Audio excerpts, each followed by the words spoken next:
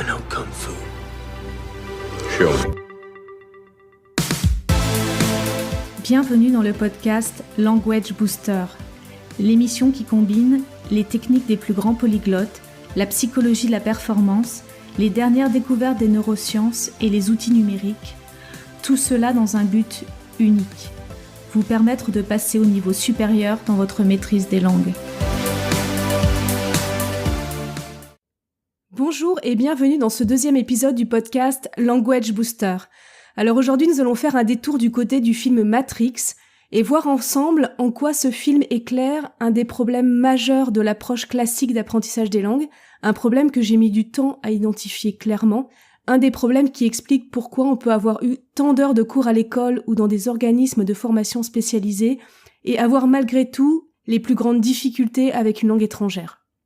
Alors ceux qui me connaissent un peu savent que j'adore le film Matrix.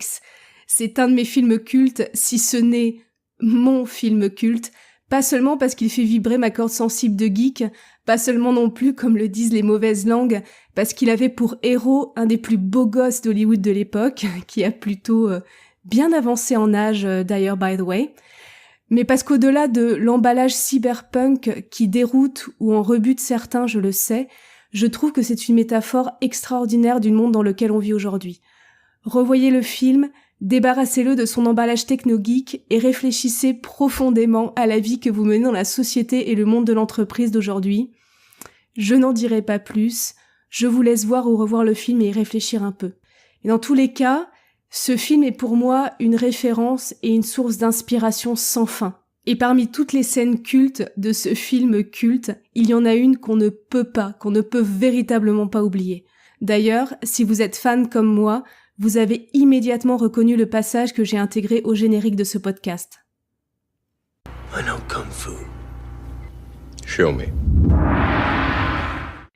Si vous n'avez jamais vu le film ou que vous avez du mal à resituer ce passage, je vous rejoue la scène.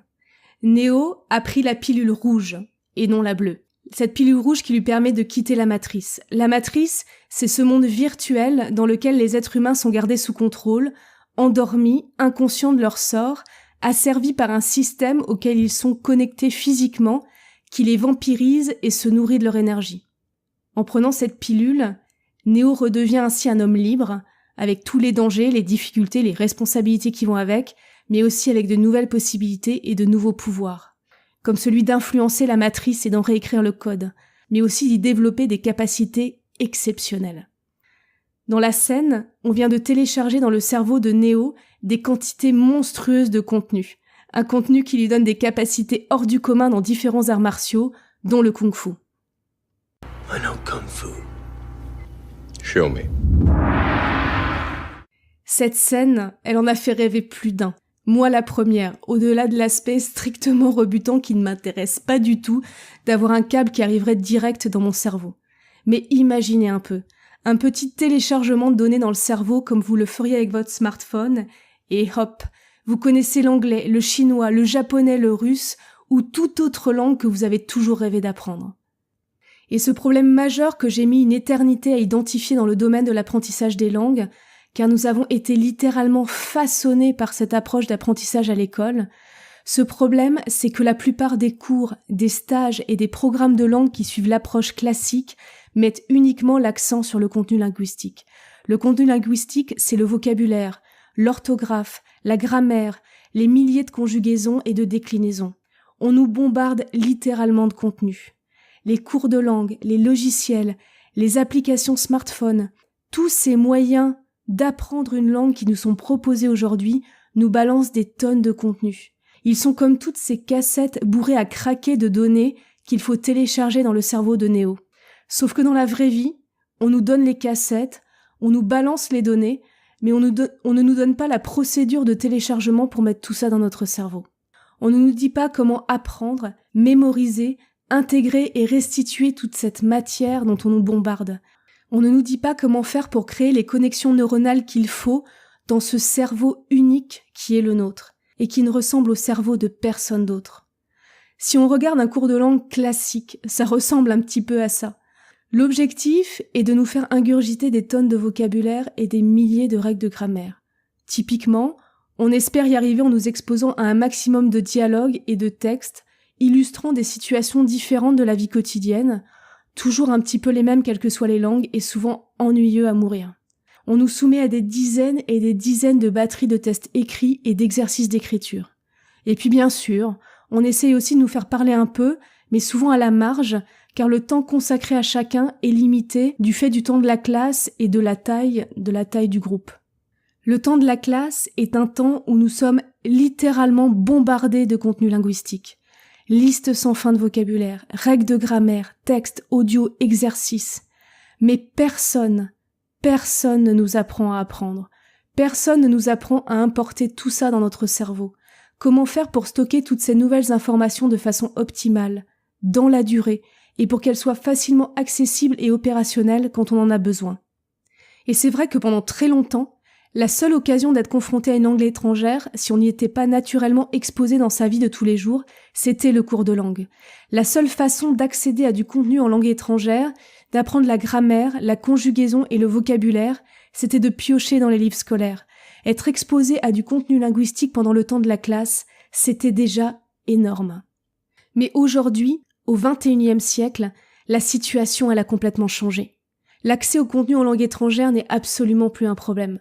Avec l'avènement d'Internet et du numérique, le contenu en langue étrangère il est partout, facilement accessible, et dans des formats beaucoup plus sexy et fun et intéressants que la meilleure méthode de langue du monde. On a les vidéos YouTube, on a la musique, les films, des livres audio et des articles du monde entier. Il n'a jamais été aussi facile de s'immerger dans une autre langue et la culture d'un autre pays dans son salon, dans les transports, au bord de la piscine, partout. Tout est là, tout est à disposition. Le contenu, il est intéressant et il est fun, surtout si on le choisit soi-même, en fonction de ses goûts et de ses besoins. On trouve aussi très facilement sur Internet des dictionnaires, les règles de grammaire. On dispose aujourd'hui de bien plus de contenu et de contenu bien plus intéressant que tous les cours de langue, tous les livres de cours et toutes les méthodes réunies. Et tout ça gratuitement sur Internet ou pour un coût très modéré. Alors, avec tout ce contenu disponible, est-on tous devenus bilingues pour autant ? On sait bien que non, bien sûr que non. Parce que le problème au fond du fond, le problème ce n'est pas le contenu. Si le problème était l'accès au contenu, nous serions tous devenus bilingues et même polyglottes à l'heure d'Internet. À minima, tout le monde serait aujourd'hui devenu parfaitement bilingue en anglais. Il y a un organisme qui s'appelle le W3TEX qui effectue tout un ensemble de mesures en permanence sur Internet. Et quand on regarde les statistiques de cet organisme, on s'aperçoit que plus de la moitié des 10 millions de sites les plus visités au monde sont en anglais. C'est une source de contenu linguistique énorme, et c'est 12 fois plus que le volume de contenu qui existe en français. Et malgré tout, je pense qu'on peut affirmer avec certitude qu'on est assez loin du point où nous serions tous devenus bilingues en anglais aujourd'hui en France. Il y a une étude passionnante qui sort chaque année au mois d'octobre. Il s'agit de l'EF-EPI. EF ou EF, c'est pour Education First, et EPI, c'est pour English Proficiency Index. EF Education First, c'est une société d'éducation internationale spécialisée dans la formation linguistique. Et l'indice de compétences en anglais, EF-EPI, c'est le classement le plus complet au monde des compétences en anglais des adultes par pays. Chaque année, il y a des centaines de milliers de personnes qui passent le test en ligne gratuit présent sur leur site et les résultats de ce test permettent d'alimenter le classement. Le 30 octobre dernier est parue la 8e édition de ce classement EF-EPI. Et dans cette 8e édition, basée sur les tests d'1,3 million de personnes, on voit que le niveau de compétence en anglais des Français n'a malheureusement pas énormément évolué. Il oscille depuis 2011, date du premier classement, à un niveau de compétence moyenne à faible en fonction des années. En 2018, la France se situe à la 35e place au niveau mondial sur un total de 88 pays, ce qui est très faible parmi tous les pays dits industrialisés. La France, elle est dernière en Europe et son niveau de compétence reste désespérément au niveau moyen. Quand on fait un petit focus sur la courbe de compétences en anglais en fonction de l'âge, que vous pouvez retrouver sur le blog Language Booster avec un résumé de l'étude EF-EPI pour la France, on voit bien l'effet qu'a eu Internet sur la maîtrise de l'anglais en France. On peut voir que les jeunes générations sont un peu plus à l'aise que leurs aînés, et c'est ce qu'on ressent tous un peu intuitivement. C'est tout à fait logique. Les jeunes sont plus naturellement exposés à du contenu en langue étrangère et ils partent aussi plus souvent à l'étranger que leurs aînés. Mais ce qui est notable aussi, c'est que l'écart de compétences entre les générations, il reste malgré tout très mesuré. En fait, il y a une superbe stabilité du niveau d'anglais à travers les classes d'âge en France autour du niveau moyen. Et ça montre deux choses. La première, c'est que l'accès au contenu linguistique seul n'est pas suffisant en soi. Il faut autre chose, d'autres ingrédients pour pouvoir intégrer ce contenu de façon efficace et en faire à terme une vraie compétence personnelle. La deuxième, c'est que les méthodes d'apprentissage des langues étrangères en France n'ont pas fondamentalement évolué depuis plusieurs décennies et qu'elles manquent d'efficacité.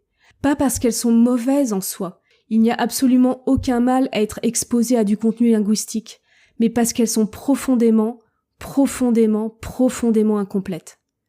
Et si nous voulons transformer notre maîtrise des langues étrangères, nous allons devoir obligatoirement, et j'ai bien dit obligatoirement, changer d'approche, changer de paradigme, changer de stratégie et réaliser qu'apprendre une langue étrangère, ce n'est pas juste une question de s'exposer à toujours plus de contenu, mais aussi apprendre quoi faire de ce contenu, comment l'intégrer, comment le mémoriser, le télécharger dans ce cerveau unique qui est le nôtre et comment en faire une vraie compétence opérationnelle dans la vraie vie.